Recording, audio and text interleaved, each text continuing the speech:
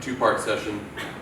Next session will be tomorrow, late morning as well. So, but we have three exciting presentations scheduled for this session today. I think we only have two present, so hopefully our third arrives shortly. But yeah, I just want to introduce myself. So my name is Blaine Ruck. I'm moderating this session. I'm a senior transportation engineer in the Deschutes County Road Department. I'm also a drone user. I use drones a lot in my daily work for pavement inspections, roadside asset inspections, things like that. So I've been using drones for about 6 years, so I really enjoy this topic and happy to be moderating and happy to introduce our two presenters. So yeah, we'll start with our first presenter. So Kunle Oguntoye, he's a PhD student at Iowa State University, researching machine learning and AI and automating and solving civil engineering domain problems. He completed his master's program in intelligent infrastructure, where he developed novel frameworks for probabilistic methods for underground utility remote mapping using small unmanned aerial vehicles and AI. So, Kunle, I'll turn it over to you. Thank you. Yeah. Thank you very much.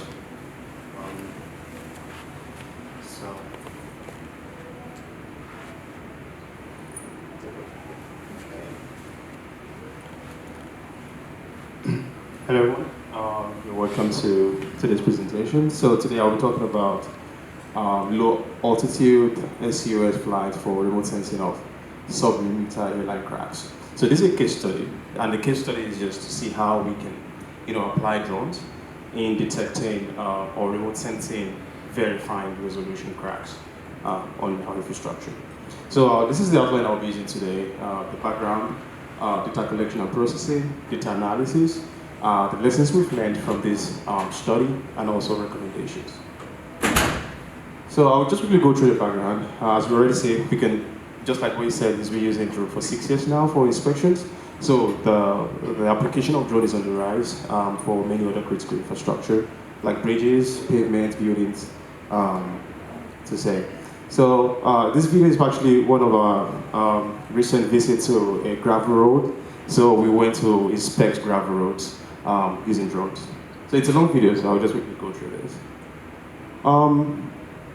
So, and also it's, especially when you want to fly a drone, so you cannot just pick up a drone and say you want to fly for inspection. You need FAA remote license. So this is very important.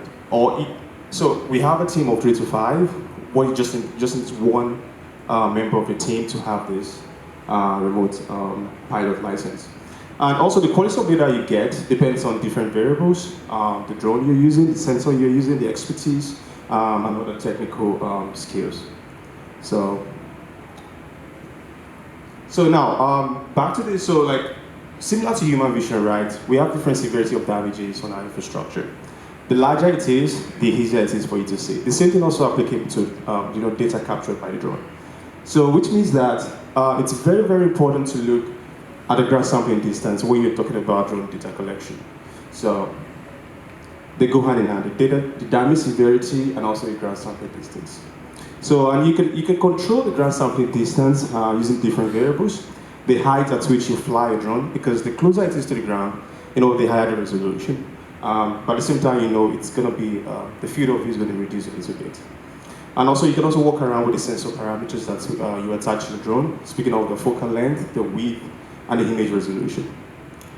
But there's some things you cannot control, right? The damage on this gravel, on these roads, infrastructure, you cannot control that, because that's exactly what you want to inspect. So in our case, we want to use drones to detect hairline cracks. These hairline cracks are very, very 1 to 2 to 3 millimeter in width, which is sometimes actually very hard for you to see with your naked eyes. So that was me on the side trying to locate some of this side. As you can see, we have our strain gauge that we use for measuring the width of the crack. So we're talking about millimeter measurement. You have to be very, very close to the ground for you to be able to detect this. So for us to be able to detect this, it means we need high ground sampling distance, right? We need to fly closer. It also depends on the sensor, like I said. But the sensor that we have, which I will be showing you shortly. Another thing about drones is that, it comes with different limitations, right? So if you want to fly 40 feet and above, you can fly automatically. So which means you can have your flight, your mission plan pre-planned already. So you just click on play and then it goes around. But if you're going lower than that, it means you have to be, you have to fly manually. So you have to be in full control of the drone. So, but at this case, because we needed a high resolution, right? We have to fly lower. So the whole case study, is like we want to see what are the challenges and also the outcomes that we can get from flying lower at low altitude. Yeah, so I'll be going through this. So this is a drone we're using. We use the DJI. I know the government is currently against DJI drone for some certain projects, but we are allowed to actually use these for this particular project. So it's a 48 megapixel drone. Yeah, you can see it also has a thermal sensor on it. So we have two bridges selected in Iowa. We have the NEMA bridge and also the onboard bridge. So I'll just quickly go through this. So the NEMA bridge is a newly constructed bridge, but it has some hairline cracks on it. So the surface is smooth. But for the onboard bridge, which is about, it's more than a year old bridge now, but it's grooved. So, but it's very interesting. So you definitely see the result from our data collection. So these are the things we do, some sort of pre-flight routines. So the first thing you do is to check the airspace of the location you want to go fly. And also it's very important, as recommended by FAA to, send your approval to them, request to them for approval. So this is our routine. We check for the airspace and also we send our request for approval. So also like in my research team, what we typically do is to, have a data collection plan and also safety plan just in case of emergency. The data collection plan really helps us, in talking about the guidelines, what to do at this time, what to do next. So the traffic control, I cannot overemphasize this. This is very, very important because part of the FAA rule also suggests that we must not fly over moving vehicles, especially if they are not part of the drone team. So we, thanks to the personnel from Iowa DOT, they were really helpful in helping us control the traffic. So we had one lane closed, another lane open to traffic, but of course we flew over the closed lane.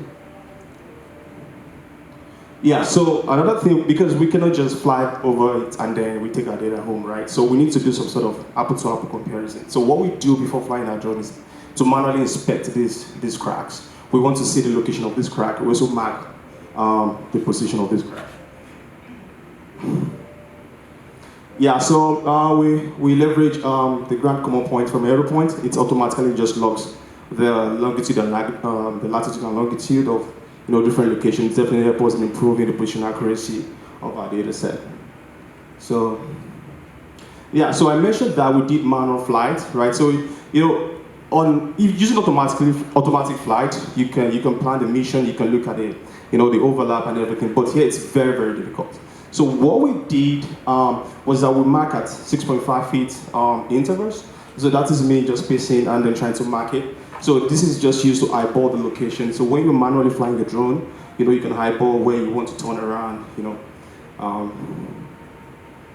So, I mean, this is the controller, right? So the left just, pick it to 15 feet. So we flew at 15 feet. The right, this is for, movement along the horizontal plane. And also we set it to tripod because it's also very important when you're flying manually, you want to ensure you have about 70 to 80% front and side overlap. So you don't want to move too fast. So that's why we have to set it to tripod, as opposed to putting it on sports mode. So this is the mission flight. This is a data point from manual collection. You can see it's not as smooth as you using the automatic flight, but it's very close on the bridge. So this is for the second bridge, which we also flew over. So we're showing you, so after that we did some sort of data collection. As you definitely expect, at 15 feet, it takes more time because, it takes more time. And also you have to take as many images as possible because it's very close to the ground. But for the 35 feet, which of course we flew automatically, it was really fast. As you can see, we flew it in 35 minutes compared to about 190 minutes when it comes to manual. But the interesting thing about this is definitely the resolution we are getting from the 15 feet. We are getting submillimeter resolution. You can see it's about 0.66 to 0.88 millimeter compared to 35 feet resolution. The same thing also goes for the onboard bridge. Yeah. So just quickly looking at the crack width, you can see these are very, very tiny width. You can see we have majority of the width of the cracks. You can see 0.0079 inches. Like I said, it's sometimes very, really hard. Especially also when you go there, when the sun glares on the bridge surface, you hardly see it, with your naked eyes. Sometimes you have to pour water on it, or you're looking for some contrast. So that's for the second bridge as well. So we want to see, so now what we did now is that after data collections and data processing in the office, right? So we assigned 5 different people, to help us check for the feasibility of the cracks. Three of these people were not part of the drone team, so they had no prior knowledge. And also we assign more weight when it comes to evaluation in that regard. So we came up with a simple, not really simple, but a way to we want to see how feasible it is for you to see this crack from the data we've processed. So we categorize it as easy, easy to detect, if you can easily see, the drone within 10 seconds, right? So, but here's the thing, we give you the drone, the view at a scale of 1 to 4. So if you can see it immediately within 10 seconds, we say it's actually easy to detect. But however, we classify it as moderate if you have to do some minimal zooming, and also more than 10 seconds. And also we say it's difficult to detect, if it takes more than 30 seconds. And if you cannot see that, obviously it's not feasible. So yeah, we have this simple mapping style just also determine the final score, and also we're able to, diffusify it and say, okay, is this crack easy, moderate, or difficult, or it's not feasible at all? So we did, so this is the data we've processed for the NEMM bridge at different scales. So the image is on the left, so as you can see at this point. Then the one on the right is the zoom level of it. It's kind of hard to see because, I think Word also, PowerPoint reduces the resolution, but if you're looking at it from the GIS software, it's different, it's more finer than this. So yeah, this is just a sample to show how we categorize the level of detection for this. So you can see it's pretty much, we have more easy, and even though we also have a little bit more, we have one that shows not feasible at this level. So this is us trying to see, how, the level of feasibility so we also, okay, I didn't have this, we went to the site twice. The first time we went to site, we had to stop operation because of the inclement weather. It became really windy, so that's also one thing you need to also look out for. And because we are flying over a bridge, which is an overpass, so we have traffic on the ground, moving, active moving vehicles. So we had to stop immediately when the wind comes to like 16 mph, because it was at this point we were flying manually, right? And the wind was moving the drone, so we had to stop and come back the next day. So that's why you're going to see October 1 and also October 3. But overall, you can see for the October 3, that's 5 feet. We have more not feasible because at this point we are flying at a higher altitude, which is of course automatic flight. And even though we save more time from this, but the resolution we're getting from this is really bad.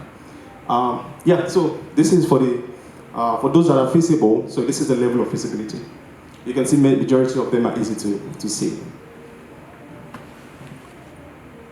So we're just trying to see, okay, we're trying to understand why is it that we're able to see what we see.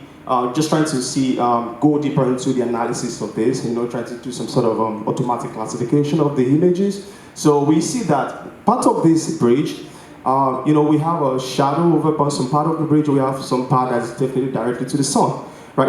I said something earlier that we're trying to improve even the manual inspection by pouring water over the bridge. Right? So you can see that some parts that are very close to that has a shadow cast over them, they were quite easy to see. We find them much more easier to see than the part that are just directly to the sun. So what we're trying to do here is just like classify the image and try to see, okay, what part of this classification are easier, which part is not easy to see. So we did just two major classification. We have, classifying based on the exposure to light. So that's why we have the shadow part and the well-lit part. We also have the texture, all right? So we want to see, is it smooth, is it rough? So yeah, so like I said, we have, even though we have a classification based on two, so we can, each image can belong to two of these classifications. You can either be rough, no shadow, rough and shadow, smooth and no shadow, or smooth and shadow. So this is just a classification of these images that we sampled. And then we can see that when we have rough and no shadow, that is, we can detect the texture, right? We can see the texture quite well, but it is we have no shadow over it. It's also easy to see, but you can definitely see the trend between the level of detection and also the crack width, right? So you can see that, of course, when the crack, when the width is larger, it's quite easy to detect. So we also have the rough and shadow. We can't make enough conclusion from this because we have just one image coming to that category. You can see the same for the smooth and also for the smooth and no shadow. But overall, you can definitely, it's just pretty much what we expected, right? The larger the width of the crack, the easier it is to detect the distress. So this is the second bridge, which I mentioned earlier, that it's grooved, all right? To be honest with you, when we first came to this site, it was really difficult for us to see. But thanks to the Iowa DOT, they told us, what, don't be fooled by the pattern of these lines that you see. Just look at some sort of crack patterns that intersect these straight lines. So we started looking more. It's even difficult for me to also see this from this image, but looking at the data we captured at 15 feet, we're able to see a little bit, but trust me, it's really difficult. So compared to the first bridge that we went to, which has a smooth surface, right, because it's still under construction, of course, we say that's generalized. We can generalize that or come to the conclusion that it's easier to see. But for this one, for the grooved surface, it's a little bit really difficult. And also, it's difficult for manual inspection as well. So you can see that at 35 feet, it's even smoother. So this part is by the hedge, which is less grooved compared to, and also it has a better contrast compared to the one along the wheel path. So it's very, very difficult to see these cracks. So you can see using our method again, majority of our reviewers find it really difficult to see. So we have difficult or not visible at all. But the easy part, you see that rated here, the other one very close to the hedge, where we have better contrast. So that comes to that. Then we have all the lessons that we've learned and also recommendations. So low altitude flight, we've seen that it's possible, right? But you have to fly it manually. And of course, you should also expect to spend longer time when it comes to data collection at this altitude. So another thing we also realize is that when it comes to automatic flight, you can set it at a certain altitude, and the drone technology, it can maintain that altitude ultra, and that's why you can have a consistent resolution in your data processing. But when it comes to manual, right? When I showed the image of the controller, I just said you should take it to 15 feet. There are instances whereby it shakes or the wind pulls it down, So it's very difficult to maintain altitude. And also another thing is that even when you are accurate with your altitude consistency, right? The bridge itself is not flat. Sometimes, it zips up, and then you cannot, it's very difficult for you to determine where to, increase the altitude. So it's very difficult, when you want to adjust the altitude, even when it's automatic. Because at this point, the bridge elevation also changes. So we cannot emphasize this enough. It is very important to have effective traffic management. Yeah. So we noticed something, especially when we flew on over onboard bridge, because, like I said, that bridge is open to traffic. A lane was open to traffic. So we noticed that the lane open to traffic, when the driver passed through, they're always looking at us like, what's going on here? I feel like many of them are also fascinated by the use of drone in inspection. So we felt that a little bit distracted. So based on that, in our recent flight, data collection, what we did was that we have a drone flight operation ongoing. So we have the banner just so they are prepared for that. So yeah, even at low altitude flight, remotely detecting cracks on the groove deck, it's really challenging, right? Due to the texture and the alignment of the grooves.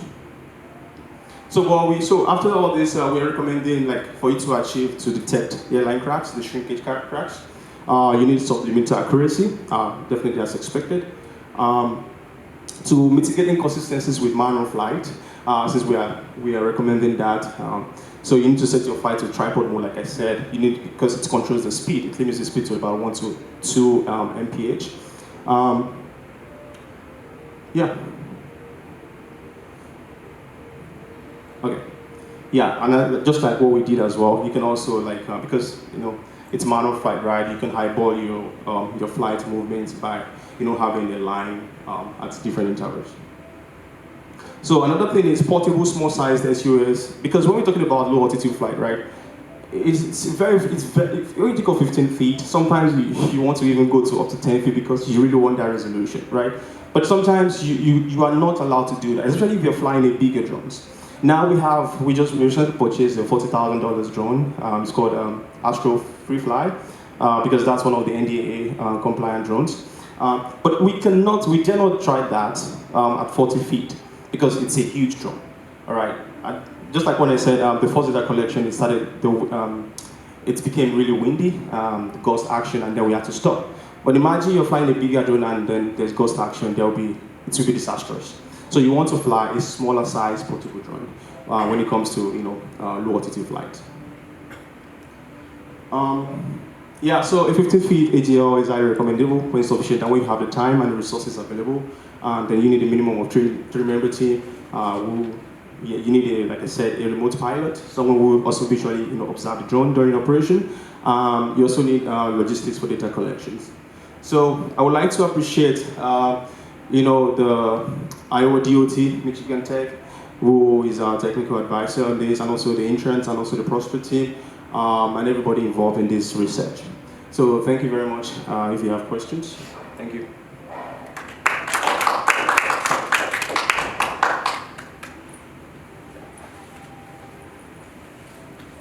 Perfect. Yeah.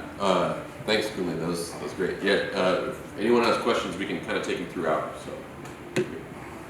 Yes, please. Yeah. How long does the battery last?